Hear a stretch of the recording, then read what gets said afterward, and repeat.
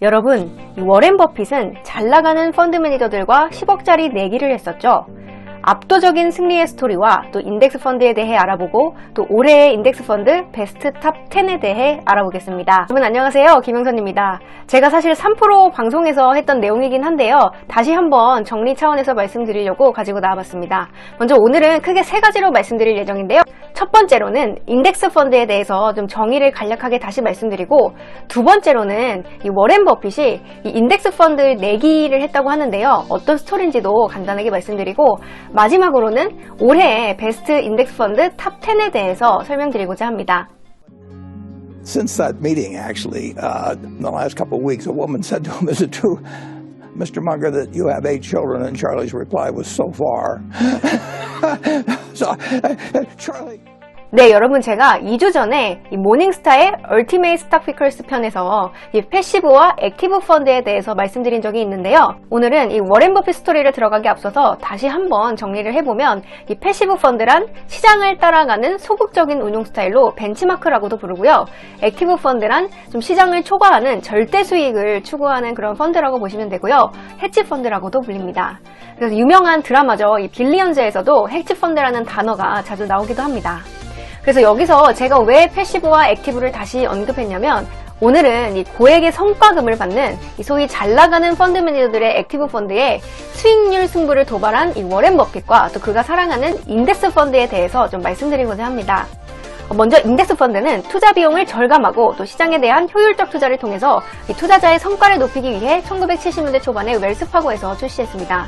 처음에는 사실 기관 투자자를 대상으로 출시가 됐었는데, 이 1974년에 이 개인 투자자들을 위해서 출시를 했었고, 국내에서도 있는데, 이제 국내에서는 1999년에 출시가 되기도 했습니다. 참 유명한 일화가 있죠. 이 워렌 버핏이 아직 이제 돌아가시지 않았지만 유언장에 내가 죽으면 기부하고 남는 돈의 90%는 이 뱅가드 인덱스 펀드, 그러니까 S&P 500을 추종하는 이 뱅가드 인덱스 펀드에 투자를 하고 나머지 10%는 채권에 투자하라고 명시하기도 했습니다. 참 유명한 얘기긴 한데요, 그만큼 이 워렌 버핏은 인덱스 펀드를 참 사랑하는 분입니다. 그래서 아무런 기술적 방법이 필요 없이 아주 단순하고 또 안전하고 높은 수익의 투자를 하라고 외치면서 이 인덱스 펀드의 중요성을 강조하고 있습니다. 그래서 이제 워렌 버핏의 내기에 대해서 말씀드리려고 하는데요, 이 워렌 버핏은 본인의 S&P 500 인덱스 펀드보다 더 높은 수익률을 기록하면 5억을 주겠다고 했습니다. 그래서 아무런 조치도 취하지 않고 그냥 10년 동안 본인은 가지고 있겠다. 그래서 당신들은 옵션이나 선물 등 뭐 다양한 방법을 활용해서 10년 동안 가지고 있어라. 그래서 서로 누가 이기는지 테스트를 해보자라는 내기를 했다는 겁니다. 그래서 이 내기에 응했던 사람이 있죠. 이 프로스티지 파트너스의 테드 사이즈라는 분이 계신데요, 이분이 이 내기에 응하게 되고, 이 테드 사이즈 같은 경우는 본인이 직접 고른 헤지펀드 5개에 분산 투자를 하게 되고요, 워렌 버핏은 S&P 500 인덱스 펀드에 투자를 하고 그대로 두었습니다. 그래서 2007년부터 2017년까지 10년 동안 이제 누적 수익률을 비교했는데요, 과연 결과는 어땠을까요? 2016년까지 이 버핏의 인덱스 펀드는 연간 7.1%의 수익률을 기록한 반면에 이 테드 사이즈의 액티브 펀드는 2.2%의 수익률에 그치게 됩니다. 그래서 결국 테드 사이즈는 공식적으로 패배를 인정하게 됐죠. 그래서 힘들게 개별 종목을 고르지 않고 이 종합지수에 포함된 종목의 대부분을 이 시가총액에 비례해서 사는 인덱스 펀드가 훨씬 더 뛰어났다는 교훈을 얻을 수 있었습니다. 사실 이 외에도 1984년부터 15년 동안 운용 규모가 1억 달러 이상인 상위 200개의 액티브 펀드 중에서 96%만이 이 뱅가드 500 인덱스를 이기지 못했다고 합니다. 그래서 15년 동안 S&P 500의 연평균 수익률이 9.28%인 동안에 이 뮤추얼 펀드의 평균 수익률은 2.54%에 불과했다고 하면서, 참 이점만 봐도 종목 선정에 지나치게 집착하기보다는 내가 선택한 기업이 전체 지수보다 수익률이 높을 것이라는 전제가 돼야 하는데, 시장보다 높은 수익을 거두는 것은 현실적으로 좀 쉽지 않죠. 1996년에 이 버크셔 해서웨이 연간 보고서에서 실제로 이 워렌 버핏은 인덱스 펀드의 중요성을 강조하면서 우리가 코 골며 자도 이 헤지 펀드보다 더 많은 돈을 벌 수 있다라고 발표하기도 했습니다. 제가 어제 방송에서도 말씀드렸지만 참 많은 주린이 분들이 이 코로나 사태 이후에 이제 개인 투자자들이 많이 투입이 됐는데, 종목 위주로 본다거나 아니면 좀 옳지 못한 방법으로 주식을 선정해서 피해를 보는 주린이들이 참 많은 상황인데요, 여기서 좀 워렌 버핏 스토리를 보면서 다시 한번 좀 올바른 원칙을 세워보는 것은 어떨까 싶습니다. 그래서 마지막으로 이 금융정보 웹사이트인 뱅크레이트에서 올해 7월에 최고의 인덱스 펀드 탑 10을 소개했는데요, 사실 제가 3프로TV에서 4월쯤에 방송했던 내용에도 이 뱅크레이트의 인덱스 펀드 탑 10 종목이 있었는데 변화가 거의 없었고요. 비슷한 종목들이었고 여전히 좀 같은 ETF로 계속 이제 유지가 되는 상황이었습니다. 그래서 오늘은 제가 다시 한번 인덱스 펀드의 중요성에 대해서 말씀드리려고 이제 가지고 와봤고요. 그래서 오늘은 인덱스 펀드의 정의에 대해서 다시 말씀드리고, 이 워렌 버핏의 인덱스 펀드 내기 스토리, 그리고 올해의 베스트 인덱스 펀드 탑 10에 대해서 말씀드렸습니다. 네, 여러분 좋은 한 주 보내시고요. 저는 다음 주에도 또 좋은 자료를 가지고 소통드리겠습니다. 함께 해주셔서 감사드리고요. 주말에 또 몰아보기 편을 제가 편집해서 올려드릴 예정이니까요. 못 보신 분들은 한 번에 또 몰아서 보실 수 있도록 제가 또 공유를 드리겠습니다. 네, 오늘도 함께 해주셔서 감사합니다. 여러분, 워렌 버핏은 약세장 속에서도 흔들리지 않는 원칙과 전략이 있다고 합니다. 오늘은 월가 전문가들의 다양한 시장 전망들과 또 워렌 버핏의 원칙에 대해서 알아보겠습니다. 네, 여러분 안녕하세요. 김영선입니다. 오늘은 크게 5가지를 말씀드릴 예정인데요. 먼저 첫 번째로는 이 워렌 버핏의 약세장속 투자법, 두 번째로는 이 버크셔 해서웨이의 특징 종목 중에서 최근에 좀 이슈가 됐거나 지분 변동이 있었던 종목들의 특징에 대해서 말씀드리고, 세 번째로는 이 세계 3대 투자자 중 한 명이죠. 짐 로저스가 최근에 좀 시장 상황에 대해서 부정적으로 평가를 했는데 어떤 포인트인지 말씀드리고요. 2008년 금융위기 때 좀 예측을 적중시켜서 유명해졌던 뉴욕대 교수인 누리엘 루비니에 대해서 말씀드리고요. 마지막으로 이 강세론자로 유명한 제레미 시겔 교수가 지금 만약에 현금을 갖고 있다면 주식을 산다면 1년 뒤에 후회하지 않을 것이다 라는 얘기를 했는데 어떤 포인트인지도 말씀드리고자 합니다. 먼저 첫 번째 페이지 보시면요. 왜 이 베어마켓이 투자자의 가장 친한 친구가 될 수 있는가 라는 헤드라인입니다. 그래서 워런 버핏에 따르면 한때 2007년에서 2008년 금융위기 때 요 당시가 투자자들에게 가장 이상적인 시기라고 평가를 했는데요. 이 주가가 시장 전반에 걸쳐서 하락하면 좋은 주식도 가치를 잃기 때문에 이때 좀 좋은 주식을 잘 캐치하면 장기적으로 좀 승자가 될 수 있다라는 포인트로 얘기를 했는데, 제가 오늘 이 워렌 버핏의 약세장속 투자법을 이렇게 크게 3가지로 요약을 했습니다. 먼저 첫 번째로는 두려움은 기회를 만든다. 두 번째로는 베어마켓을 친구로 만들자. 그리고 세 번째로는 약세장 투자의 이점이었는데요. 자세하게 살펴보겠습니다. 먼저 첫 번째 포인트죠. 두려움은 기회를 만든다입니다. 이 두려움으로 많은 투자자들이 팔 때 할인된 가격으로 좋은 주식을 살 수 있는 기회를 창출하기 때문에 이러한 사이클을 워런 버핏은 좋아한다고 합니다. 그래서 마치 세일 중인 명품 신발을 사는 것과 같다라고 표현을 했습니다. 그래서 품질은 그대로지만 가격은 더 낮은 상황이기 때문에 이 베어마켓 당시가 기회를 만든다라고 표현을 했고요. 두 번째로는 베어마켓을 친구로 만들기라는 포인트인데요. 2007년 약세장이 바닥을 친 지 10년 정도가 이제 넘었는데 워런 버핏은 이때를 기회 삼아서 계속 매수를 하고 있는 상황입니다. 그래서 2분기에도 시장은 하락세를 이어가고 있는데 이 버핏이 그동안 이 오래된 습관을 고수한다면 여전히 살 것으로 이제 보이고 있는 상황인데, 아니나 다를까 계속 좋은 주식들은 매수를 하는 모습을 보이고 있는데요. 이 안에도 특징을 제가 3가지로 또 요약을 해봤는데요. 먼저 첫 번째로는 마음에 드는 종목을 고르세요 라는 포인트입니다. 그래서 버핏이 구매하는 이 모든 주식의 공통분모 중 하나는 매력적인 가격으로 고품질의 비즈니스를 사는 것입니다. 제가 앞서서 말씀드릴 것처럼 이 저렴한 할인된 가격으로 명품을 사는 것과 같다라는 얘기가 있는데, 아무거나 빠진 것을 사는 게 아니라 좀 좋은 고품격의 비즈니스를 찾아서 매수를 해라, 뭐 이런 포인트고요. 두 번째로는 예산과 일정을 파악하라는 포인트인데요. 먼저 최소 5년에서 10년 사이에 내가 그 주식에 투자를 하고 그 돈 없이도 내가 살 수 있는지를 확인하라고 했습니다. 그래서 2008년과 2009년만큼 지금 현 시장이 나쁘지는 않은 상황이기 때문에 지금 베어마켓은 돈을 일하는 것에 두려워하지 않고 이런 장기 투자자들에게 큰 기회가 될 것이다 라고 표현했습니다. 세 번째로는요, 점진적으로 투자하라 라는 내용인데요. 한 번에 올인을 하는 것보다 점진적으로 적은 돈을 계속 꾸준히 매수하는 것을 추천을 하고 있었습니다. 그래서 여기서 표현한 것을 보면 당신은 경제와 시장 상황이 발전함에 따라 투자에 대한 당신의 욕구를 재평가할 수 있다라고 표현했습니다. 마지막으로 큰 세 번째인데요. 이 약세장 투자의 이점입니다. 주식시장에서 돈을 버는 가장 기본적인 공식은 싸게 사고 높게 파는 것이죠. 그래서 약세시장 투자는 장기적인 부의 잠재력을 높일 수 있지만 모두를 위한 것은 아니고 여유자금과 주가가 하락할 때 회복을 기다리는 인내심이 필요할 것이다 라고 했습니다. 그럼 여기서 이제 두 번째 주제인 버크셔 해서웨이의 보유 종목을 빼놓을 수 없겠죠. 탑 10 종목을 제가 가지고 왔습니다. 이거는 CNBC 사이트 가시면 이 버핏 워치 카테고리가 있는데 거기 들어가시면 확인하실 수 있고요. 먼저 저는 이 포트폴리오 비중 순으로 준비를 했습니다. 그래서 지금 가장 높은 비중을 차지하고 있는 것이 애플인데요. 애플 같은 경우가 지금 40% 정도 비중을 차지하고 있고, 두 번째가 뱅크 오브 아메리카가 10%, 그리고 코카콜라가 7.7%, 쉐브론이 6.9%, 그리고 쭉 내려와 보시면 옥시덴탈 페트롤리움이 3.2%, 그리고 BYD가 2.8%인데요. 최근 이 두 종목이 이슈화되고 있죠. 먼저 옥시덴탈 페트롤리움 한번 볼까요? 지금 검은색 선 S&P 500 대비해서 옥시덴탈 페트롤리움과 BYD를 제가 비교한 건데요. 연초 대비 수익률인데 지금 연초 대비로 거의 20% 정도 S&P 500이 빠져있는 상황인데, 옥시덴탈 페트롤리움은 109%가 올랐고요. 그리고 파란색인 BYD 같은 경우는 24%가 오른 상황입니다. 옥시덴탈 페트롤리움 지분을 저번 주부터 이제 확대한 것으로 확인되고 있는 상황인데요.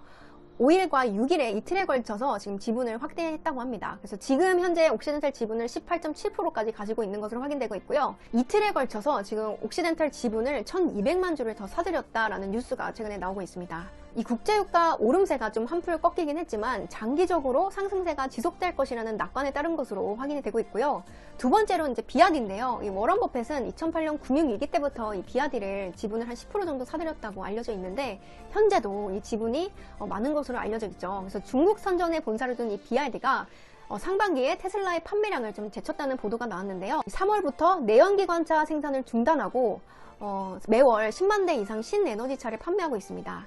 먼저 중국에서는 이 신에너지차를 크게 3개로 분류를 하고 있습니다. 첫 번째로는 순수 전기차, 두 번째로는 하이브리드 전기차, 그리고 세 번째로는 수소 전기차인데요. 최근에 좀 정책 지원을 많이 펼치고 있는데, 지난 5월 기준 중국 전기차가 이제 자국 시장 점유율이 51.8%를 차지하면서 이런 외국계 기업들이 좀 한 자릿수인데 계속 밀어내고 있는 상황입니다. 최근에 경기 둔화로 인해서 자동차 시장은 줄어들고 있긴 한데요. 이 신에너지차에 대한 취득세 감면, 그리고 보조금 지급, 그리고 충전소가 확대되는 등 지원 정책이 좀 많아지면서 전기차 시장 쪽은 또 빠르게 성장 중입니다. 그래서요, 이 배터리 쪽 시장도 좀 봤는데, 이 에너지 전문 시장 조사 업체인 SNE 리서치에 따르면 지난 한 5개월 동안 전기차용 배터리 시장 점유율이 비아디 같은 경우가 지금 3위를 차지하고 있는데, LG 에너지 솔루션이 2위인데 이 2위를 바짝 추격하고 있는 것으로 나타나고 있고요. 이 최근 전기차 주가 추이를 보면요, 이 빨간색 선 테슬라에 비교해서 루시드, 리비안, 피스커가 지금 부진한 상황인데, 그리고 테슬라도 보면 거의 한 30% 정도 빠져 있는 상황이긴 합니다. 그리고 최근에 팁랭스에 가서 제가 컨센서스 추이를 봤는데, 지금 스트롱바이가 메르세데스 벤츠, 그리고 제너럴 모터스가 이제 스트롱바이였고, 대부분의 컨센서스 보면은 그래도 바이 포지션이 많았습니다. 거의 대부분이 바이 포지션이었고요. 그래도 이얼리 게인을 보면 테슬라만 플러스권이고 나머지는 거의 20%대로 빠져있는 상황입니다. 특히 제너럴 모터스가 1년 사이에 마이너스 44% 정도 빠져있는 상황이고요. 자, 이런 상황에서 또 짐 로저스에 대해서 말씀을 드리려고 하는데요. 짐 로저스 같은 여러분, 혼란스러운 시장인 만큼 다양한 시각이 나오고 있습니다.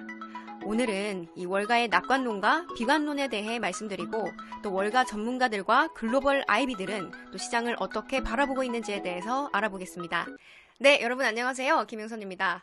오늘은 어제에 이어서 이 짐 로저스, 그리고 대표적인 비관론자인 누리엘 루비니, 그리고 대표적인 또 강세론자인 제레미 시겔 교수에 이어서요, 글로벌 아이비들은 또 최근에 연말 전망치를 좀 하향 조정하고 있는 모습인데, 어떤 포인트로 하향 조정했는지에 대해서 말씀드리고, 또 낙관론과 비관론자들이 있는데 어떤 또 주장을 하고 있는지 정리를 해봤습니다. 참 많은 분들이 지금 매수를 해야 되는지 매도를 해야 되는지 아니면 현금을 보유해야 하는지 참 많이 혼란스러우실 텐데요. 사실 월가에서도 많은 전문가들이 의견이 제각각이기 때문에 제가 오늘은 낙관론, 비관론을 좀 정리를 해봤고요. 먼저 짐 로저스 같은 경우는 세계 3대 투자자 중 한 명으로 알려져 있고요. 한국에도 꽤 자주 오시는 분입니다. 최근 상황에 대해서 우크라이나 전쟁이 이제 끝나고 평화가 온다면 많은 사람들은 안도의 한숨을 내쉴 것이고, 사실 그때가 정말 위기의 시작이다라고 얘기했습니다. 그래서 모두가 괜찮다라고 착각을 할 때 그때가 사실 엄청난 경기 침체 시작이라고 얘기했고요. 아주 힘든 날을 겪을 것이고 많은 기업들과 국가들이 부도가 날 것이다 라고 얘기했습니다. 그래서 증시 상황에 대해서는 절대로 주식 안 한다라는 말이 난무할 때쯤에 그때가 이제 시장의 바닥일 것이다 라고 전망했습니다. 만약에 투자를 해야 한다면 농업을 투자하기 좋은 섹터로 꼽았는데요. 특히 이 설탕이나 좀 농업 안에서 가장 가격이 낮은 것들 위주로 좀 모니터링을 해야 한다라고 얘기했습니다.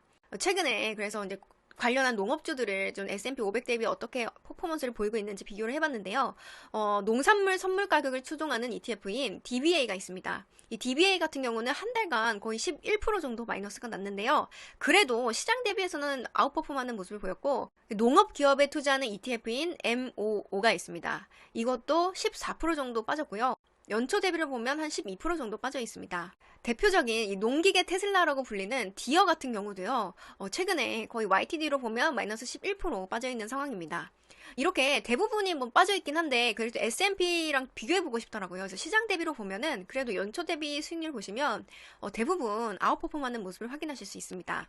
이 곡물가 하락과 함께 이 농업에서의 자금 이탈이 좀 뚜렷한 상태인데요. 실제로 이 농산물 생산 단계에서 실제 소비자에게 전달되는 유통기업까지 해서 최근에 좀 밸류체인 전반에 주가 하락이 좀 이어지고 있는 상황입니다.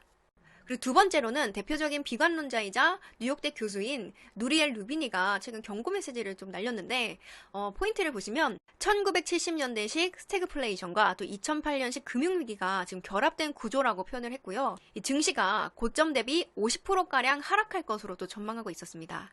그래서 경기 침체가 약하고 짧을 것이다 라는 주장은 위험할 정도로 순진한 생각이다 라고 표현을 했습니다. 반면에 또 강세론자인 제레미 시겔 교수인데요. 펜실베니아대 교수고 최근에 CNBC에 출연해서 했던 인터뷰인데요. 2분기에 이 GDP 성장률이 1분기에 이어서 연속 마이너스를 기록하면서 이 경기 침체라는 기술적 정의에 이제 부합을 할 것이다. 이 부분은 인정을 하고 이 경제 지표가 계속 또 악화될 경우에 연준이 시장 예상보다 금리 인상폭을 좀 줄일 수 있다라고 얘기하면서 증시가 앞으로 5% 빠질지 10% 빠질지는 아무도 모르겠지만 시장에서 버텨야 하고 현금이 있다면 주식에 좀 배분하기 시작하라고 하면서 1년 후에 이렇게 한다면 후회하지 않을 것이다 라고 강조하는 모습을 보였습니다. 이렇게 전문가들도 좀 엇갈리는 의견을 내세우고 있는데 그럼 과연 글로벌 IB들은 어떤 식으로 또 전망치를 보이고 있는지 확인을 해봤습니다. 대부분의 IB들이 6월에 비해서 7월 전망치를 좀 하향 조정하는 모습을 보였는데요. 오늘은 한 크게 6가지로 제가 준비를 해봤습니다. 오펜하이머, 그리고 UBS, 그리고 크레딧 스위스, 시티그룹, 웰스파고, 모건 스탠리를 제가 준비해봤는데 먼저 추이 변화를 보시면 오펜하이머가 그래도 제일 강세론적인 그런 IB였는데 최근 7월 보면 6월이 5,330이라고 이제 전망을 했었는데 7월 거 보면 4,800으로 좀 하향 조정하는 모습을 보였고 UBS, 그리고 크레딧 스위스, 시티그룹 같은 경우도 대부분 하향 조정하는 모습을 확인해 보실 수 있습니다. 여기서 이제 오펜하이머 포인트도 인플레이션 압력과 지정학적 리스크가 예상보다 길어질 것이라는 이유에서 하향 조정했다고 얘기했고요. 제가 낙관론, 비관론을 좀 비교하면서 정리를 해봤습니다. 낙관론 같은 경우는 포인트는 아직까지는 그래도 침체 수준은 아니다라는 포인트인데요.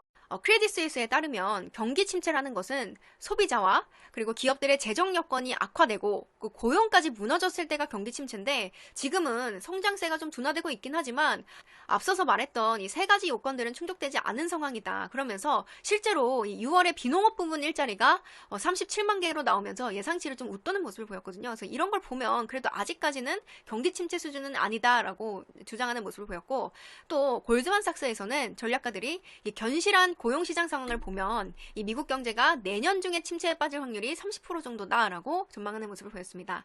낙관론은 제가 정리해봤을 때 그렇게 많지 않았는데 사실 비관론이 조금 더 많은 추세거든요. 그래서 제가 비관론도 정리를 해봤습니다. 비관론 같은 경우는 포인트가 경기 침체에 좀 달러까지 강세를 보이면서 이것이 좀 부담이 되고 있다라는 포인트인데요. 먼저 모건 스탠리 전략가들에 따르면 이제는 투자자들도 이 모건 스탠리의 비관론을 이해하고 있고 실적이 또 이를 반영해서 얼마나 떨어질지를 가늠하려 할 것이다. 그래서 앞으로는 주가가 이 거시적인 변수보다는 실적에 더 많이 좌우가 될 것이다 라고 전망했습니다. 그리고 세 번째로는요, 뱅크 오브 아메리카 부회장이 침체가 발생하지 않더라도 실적은 기껏해야 보합 수준일 것이고 내년에는 한 5%에서 10% 정도 후퇴할 수 있고 이 부분이 좀 시장에 아직 충분히 반영되지 않았다라고 주장을 했고요. 또 모건 스탠리 전략가인 마이크 웰스는 최근에 나타나던 시장 반등은 오래가지 못할 것이고 가장 큰 근거로는 강달러라고 했습니다. 그래서 달러 강세 때문에 앞으로 몇 시즌 동안은 실적 하향을 감수해야 할 것이다라고 전망했고요. 이로 인해서 이 증시 랠리까지도 꺼져버릴 수 있다라고 주장했습니다. 그리고 블랙록에 있는 전략가도 리세션 리스크의 정중앙에 진입해 있는 상황이고 이익 전망도 하락이 불가피한 상황이고 또 저점 매수 전략도 현재로서는 좀 바람직하지 않다라고 주장하는 모습을 보였습니다. 그래서 여기까지 오늘은 좀 짧게 말씀을 드렸는데요. 대부분의 이제 아이비들은 비관론자가 조금 더 많았고요. 그래도 강세론자들은 아직까지 좀 희망이 있고 지금 당장은 침체 수준이 아니다라는 또 평을 내리고 있었습니다. 네, 오늘은 여기까지 글로벌 아이비들 그리고 월가 전문가들이 시장에 대해서 또 어떻게 전망하고 있는지 포인트를 말씀드렸고요. 저는 내일도 또 좋은 자료를 가지고 소통드리겠습니다. 감사합니다. 여러분, 어려운 시장 상황 속에서 이 시장에 대해 어떤 시각을 갖고 계신가요? 이 전문가들과 일반인들은 시장을 바라보는 관점에 차이가 있다고 합니다. 오늘은 이 금융 전문가와 개인 투자자들의 시각에 대해 알아보겠습니다. 네, 여러분 안녕하세요. 김현선입니다. 제가 저번 시간에는 이 월가 전문가들의 낙관론과 비관론에 대해서 말씀을 드렸었는데요. 사실 이 전문 투자자들도 많지만 개인 투자자들의 비중도 꽤 높은 상황에서 이 개인 투자자들의 심리가 좀 궁금해지더라고요. 그래서 오늘은 이 개인 투자자들과 이 전문 투자자들 사이에 이 시장을 바라보는 시각의 차이에 대해서 말씀드리고자 합니다. 사실 많은 분들이 전문가들의 입장을 보시긴 하는데 개인 투자자들도 이 시장에 많은 비중을 차지하고 있기 때문에 제가 얼만큼 또 차지하고 있는지 한번 조사를 해봤는데요. 2020년 1월쯤에는 약 한 17% 정도 차지를 했다가 그해 7월과 8월쯤에 25% 이상 갑자기 또 급증을 했다고 합니다. 그래서 많은 개인 투자자들이 로빈후드를 또 사용하고 있고 평균 연령대가 한 31살 정도라고 하고요. 이 종합해보면 한 1억 명 정도가 개인 투자자들로 계좌를 가지고 있다고 합니다. 그래서 이렇게 많은 비중을 차지하는 개인 투자자들의 심리를 체크해보지 않을 수 없겠는데요. 먼저 개인 투자자에 대해서 알아보겠습니다.